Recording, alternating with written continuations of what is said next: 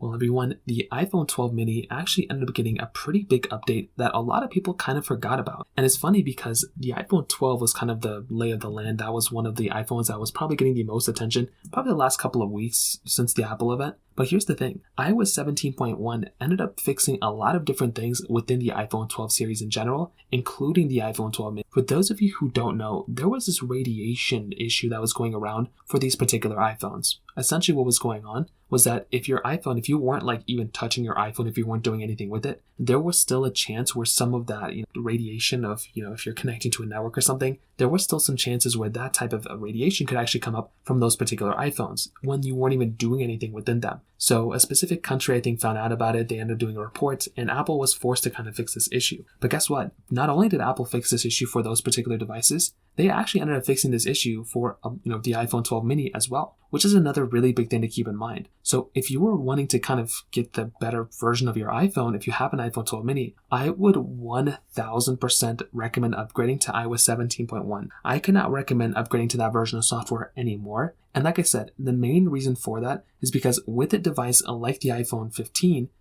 those are going to be the best, iPhones you can get. I mean, those are the most capable ones. The 12 mini is already significantly older. So because of that, you are much better off being on iOS 17.1 on your iPhone 12 mini rather than being on an outdated version of software on another device. So kind of keep that in mind in the back of your head. I will add on top of that, 17.1 did bring a couple of cooler features within your iPhone as well. And because of that, the iPhone 12 and the iPhone 12 mini are basically those cutoff points for these features of these iPhones. So if you were wanting like the most featureful, best featured phone on your iPhone, you are definitely going to be getting that on something like an iPhone 12 mini on iOS 17 rather than on like an iPhone 12 mini on iOS 16. You don't necessarily have to upgrade today, but because of iOS 17.1, it has kind of made me want to recommend people to buy this device more so now than ever before. So in my head, when I'm kind of looking through the landscape of all these different iPhones, I think if you have an iPhone 12 mini and you're going through and you're actually purchasing one of these devices, like I said, you are much better off purchasing a device like an iPhone 12 mini that still has that type of capability